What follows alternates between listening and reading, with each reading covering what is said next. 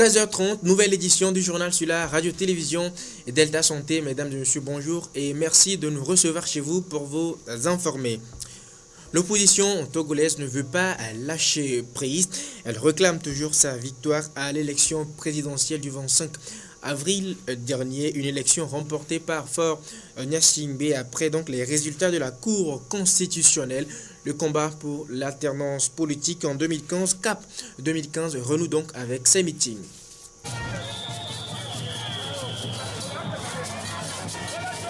C'est un spectacle auquel on a habitué les Togolais depuis la veille de la présidentielle dernière.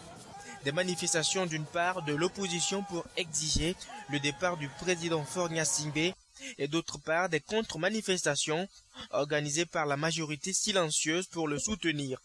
Le week-end dernier, on s'attendait encore au même scénario, mais contre toute attente, ce sont seuls les militants de l'opposition qui ont battu le pavé pour contester la réélection de Faure Gnassingbé, se fondant sur les résultats rendus publics par le CAP 2015 après ceux de la CENI. Les premiers responsables du dit regroupement de partis politiques continuent de crier victoire. Des allégations soutenues par le Parti communiste français et Europe Écologie Les Verts. Tous deux ont sorti individuellement des communiqués dans lesquels on peut lire ceci. Aujourd'hui, les résultats partiels vérifiés montrent que c'est l'opposition qui a remporté ces élections. EELV pose la question de la volonté de la communauté internationale à stopper ou non ce déni de démocratie qui n'a que trop duré. L'OIF, l'ONU, des présidents des pays de la CEDEAO et d'autres étaient pourtant présents avant l'élection et le jour du vote. La diplomatie française n'a simplement qu'appelé au calme. Le résultat sorti des urnes a été évidemment truqué. D'ailleurs, qui peut croire sérieusement qu'un tel régime marqué par la corruption, la violence et un bilan social et humain catastrophique gagne une élection dès le premier tour? Dans le même temps, l'ONU, la France, l'OIF et bien d'autres chefs d'État et de gouvernement ont reconnu la victoire de Faure Gnassingbé au cours du même scrutin avec 58,7% des voix. Situation plutôt paradoxale aux yeux du citoyen lambda qui se pose autant de questions. Pourquoi n'y a-t-il pas eu d'unanimité dans ces résultats? Quel rôle ont joué le Ghana et la Côte d'Ivoire dans ce scrutin? Pourquoi les présidents des deux pays sont-ils jusqu'à présent restés muets? L'avenir nous le dira. Pendant ce temps, une partie de l'opposition qui prônait le boycott de ce scrutin présidentiel était en une sortie médiatique la semaine dernière pour réaffirmer ses propos suite donc aux résultats de cette élection présidentielle. Une sortie médiatique qui ne réjouit pas le CAP 2015. M. Boguet, 253, 0,91. M. Gnassingbé, 11 077. Depuis la proclamation des résultats de la présidentielle dernière, donnant Faure Gnassingbé vainqueur, c'est la guerre au sein de l'opposition. Une guerre relancée par les propos de certains leaders de partis politiques de l'opposition. Le quart d'Apévon, au cours d'une sortie médiatique, n'est pas passé par 4 chemins pour qualifier ce scrutin de dramatique, tout en jetant l'anathème sur toute la classe politique togolaise. Il s'agit d'une part de la prise en otage par le parti État Unir qui continue à confisquer les richesses nationales, les emplois publics, les marchés publics, les institutions et autres instruments de l'État pour conserver le pouvoir en empêchant l'alternance. Et d'autre part du maintien d'un courant politique d'inspiration marxiste qui recourt à des manœuvres de blocage des réformes, au fanatisme, à l'intimidation par la violence, à l'exploitation des instincts et à l'ignorance des masses populaires pour les servir des contre-vérités. Des allégations balayées de revers de la main et qualifiées de ridicules par le CAP 2015. Malgré les critiques de ses alliés d'hier, le CAP 2015 reste constant dans sa démarche qui est, selon ses responsables, de réclamer sa victoire et d'exiger que la lumière soit faite sur le rôle joué par certains partis politiques au cours de cette dernière élection présidentielle. Les gens qui ont déjà passé en perte et profit ce qui s'est passé le 25 avril n'ont que du mépris pour les questions de la volonté du peuple. Le peuple togolais attend une explication du CAR sur le rôle joué par ce parti et ses représentants à la CENI dans la collecte et la compilation des résultats. Nous souhaitons avoir un débat public sur la question. Quoi qu'on en dise, la situation entre les différents protagonistes de la crise togolaise demeure très tendue. Mais la question que d'aucuns se posent est celle de savoir si cette énième crise post-électorale trouvera une issue favorable, laquelle permettra entre autres d'effectuer les réformes aussi bien constitutionnelles qu'institutionnelles et de relancer économiquement le pays. Au lendemain de cette élection présidentielle, certains sites d'information qui critiquent le régime en place sont inaccessibles, une situation qui a contraint l'ATOPEL, l'association togolaise des organes de presse en ligne, à sortir un communiqué dans lequel elle dénonce cette mesure. Plus de précision avec Godwin Apedo et Mathias Essessi. Parti comme rumeur, l'information relative aux difficultés qu'éprouvent les Togolais au quotidien pour avoir accès à certains sites web s'est confirmée. En tout cas, c'est ce qui ressort du communiqué rendu public ce lundi par l'Association togolaise des organes de presse privés en ligne, ATOPEL. En effet, dans son communiqué, ATOPEL a effectivement confirmé les faits pour ensuite les condamner. L'Association togolaise des organes de presse privés en ligne, ATOPEL, constate avec amertume que depuis plusieurs jours, une dizaine d'organes de presse en ligne subissent une restriction au Togo dont les causes sont inconnues.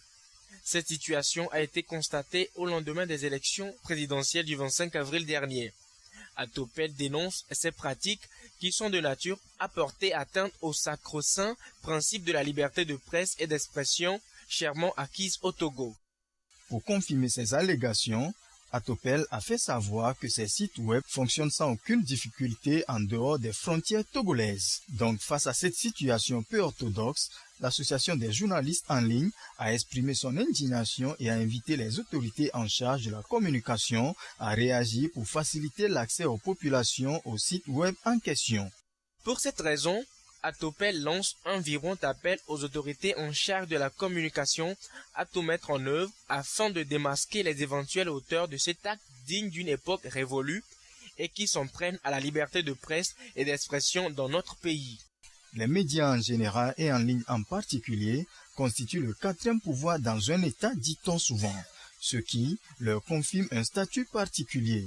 Si tel est le cas, il y a lieu d'inviter les responsables en charge du secteur de la communication à œuvrer de sorte que la situation se normalise. La suite de cette édition avec l'actualité sur le continent africain. À présent, la situation reste confuse. Au Mali, l'accord de paix a été signé le week-end dernier, certes, mais des échanges de tirs ont eu lieu ces derniers jours dans le nord du pays entre les troupes du groupe Gassia et l'Azawad. Les populations, elles, vivent dans une confusion totale. Des coups de feu ont encore été entendus ce dimanche 17 mai à Ménaka. Dans le nord du Mali, malgré la signature d'un accord de paix vendredi, le groupe armé pro-gouvernemental, le Gassia, persiste à vouloir défendre la ville, tandis que l'Azawad insiste pour en reprendre le contrôle. Ils ne sont pas d'accord parce que la preuve annonce que le lendemain de la signature, donc la partie de la CEMA qui a signé, celui qui a signé au nom de la CEMA, Mohamedine Ag, il a été démis de ses fonctions. Donc, ça, c'est la partie qui a accepté de venir à Bamako. Donc, ils sont deux à signer au nom de la CEMA. Il y a Mohamedine et puis il y a Younoussa Touré, le professeur Younoussa Touré. Ils sont les deux à signer. Mais dès le lendemain de la signature, l'autre a été dédonné. Tour à tour, les groupes armés de l'Azawad et le Gassia revendiquent le contrôle de la ville et sèment de concert la confusion, faisant sur leur champ de bataille plusieurs victimes. De son côté, l'ONU accuse le Gassia d'avoir violé le cessez-le-feu. La situation au nord du Mali reste incertaine en dépit de la signature de l'accord de paix. Donc, ça, c'est la partie qui a accepté de venir à Bamako. Donc, ils sont deux à signer au nom de la CEMA. Il y a Mohamedine et puis il y a Younoussa Touré, le professeur Younoussa Touré. Ils sont les deux à signer. Mais dès le lendemain de la signature, l'autre a été dédonné. Donc, ça veut dire qu'ils ne sont pas du tout d'accord. Et le MNLA, l'autre partie du MNLA qui a paraphé l'accord à Alger, mais qui n'est pas venu à Bamako, donc n'est pas pour l'instant dans la logique de signer. Parce que c'est eux qui sont à la base de l'attaque de Ménaka. Dans le cadre du cessez-le-feu, à Bamako, on refuse l'envoi de nouvelles troupes pour soutenir le Gassia. Pour l'heure, dans la ville de Ménaka et en périphérie, les communications sont coupées et la population est le véritable laissé-pour-compte de cette confusion. Je ne serai plus Charlie Hebdo, mais je resterai Charlie. Ce sont là les propos d'une grande icône de la presse française qui y raccroche. Louis, le dessinateur de Charlie Hebdo, le journal satirique, souvenez-vous, qui a été attaqué en début d'année. Il annonce donc son départ de la rédaction de l'hebdomadaire pour, dit-il, reprendre le contrôle de lui-même. À l'occasion d'une conférence de presse pas tout à fait comme les autres, une semaine après le terrible attentat à la rédaction de Charlie Hebdo, l'équipe de survivants présentait la une du nouveau numéro. J'ai convoqué tous ces talents, tous les talents du journal, tous ceux qui n'étaient pas là, dans ma tête, tous ceux qui sont encore là, je pouvais les voir au mur. Et on s'est dit, et moi je me suis dit, et on s'est dit dans ma tête. J'ai fait ma conférence de rédaction dans ma tête. On s'est dit qu'il fallait qu'on fasse un dessin qui nous fasse marrer. Mais 4 mois plus tard, le dessinateur jette l'éponge. Il l'a décidé et annoncé à ses copains de Charlie Hebdo depuis un certain temps, et dans Libération ce matin, il explique ce qui a motivé sa décision.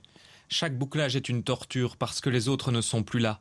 Passer des nuits d'insomnie à convoquer les disparus, à se demander qu'est-ce que Charb, Cabu, Honoré, Tinius auraient fait, c'est épuisant. Certains y voient l'expression d'un profond malaise à la rédaction du journal satirique qui serait au bord de l'implosion. Le dessinateur s'en défend. Ce n'est pas ça.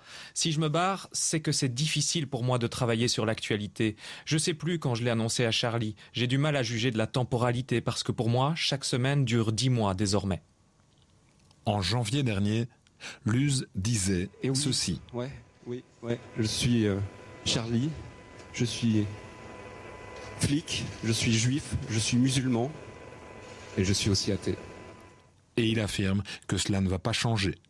Dans quelques mois, je ne serai plus Charlie Hebdo, mais je serai toujours Charlie. Luce quittera la rédaction de Charlie Hebdo en septembre. Il est même question qu'il quitte la France et s'installe à Berlin. L'actualité à l'international, c'est également ce drame en Colombie. Des populations du nord-est du pays réveillées de leur sommeil dans la nuit du dimanche à lundi par une catastrophe naturelle, des fortes pluies torrentielles qui ont engendré des glissements de terrain. Tout un village est rayé ainsi de la carte. Le bilan provisoire fait état de 61 personnes tuées et 37 blessées. Les opérations de secours se poursuivent. Sur 200 mètres de large, le torrent de boue a tout emporté. Là, c'était leur maison. Il n'y a plus rien. Les rescapés dans ces décombres sont à la recherche de survivants. Dans les branchages abandonnés par la rivière, en crue, des corps. Un petit village a été rayé de la carte. Je n'ai pu sauver personne. Je reste là parce que les sauveteurs sont à la recherche des corps. Alors j'attends. Il a perdu 5 membres de sa famille. D'autres ont eu plus de chance. La maison a tremblé. Je suis sorti avec toute ma famille. Il y avait un torrent de boue à droite et à gauche de notre maison. Nous, on était au milieu, c'était terrifiant. Mais toute ma famille est vivante. Plus de 60 personnes sont mortes. 37 ont été blessées dans ce glissement de terrain provoqué par de fortes pluies. Les victimes ont été surprises dans leur sommeil. À l'heure actuelle, il y a encore 48 disparus. Plus de 30 maisons ont été détruites. Nous avons 166 secouristes déployés sur la catastrophe pour rechercher d'éventuels survivants et retrouver les morts. À l'entrée du cimetière, cette file d'attente. Des parents, des proches, résignés, ils sont venus identifier les corps. Les glissements de terrain sont fréquents en Colombie, un pays vulnérable aux catastrophes naturelles en raison de sa position géographique et de sa topographie. Retour sur le continent africain pour refermer cette édition avec une note de sport. Le Gabon sera hôte de la prochaine Coupe d'Afrique des Nations de football en 2017. Un événement de taille, un événement très capital pour le pays, pour les autorités gabonaises. Ce rendez-vous de la messe du football continental sera une ouverture sur plusieurs opportunités d'affaires. L'organisation de la Coupe d'Afrique des Nations en 2017 au Gabon est très attendue par les autorités dans ce pays. Le ministre en charge des sports espère que la prochaine CAN va permettre une plus grande ouverture sur le pays, mieux que la co-organisation de l'édition 2012 avec la Guinée équatoriale. Il faut comprendre que la CAN est un moteur de développement. Il ne faut pas seulement voir la CAN comme le côté spectacle, le côté sportif. La CAN est un moteur de développement dans le sens où tous les secteurs d'activité vont être boostés pour pouvoir augmenter, améliorer le développement. Vous savez, lorsque nous avons préparé la CAN 2012 avec la Guinée équatoriale, nous sommes partis d'un taux de croissance de moins 0,9% à plus 5,9%. L'État gabonais prévoit la réhabilitation de plusieurs infrastructures dans divers secteurs porteurs de son développement. De réelles perspectives se profilent à l'horizon de la CAN pour le Gabon.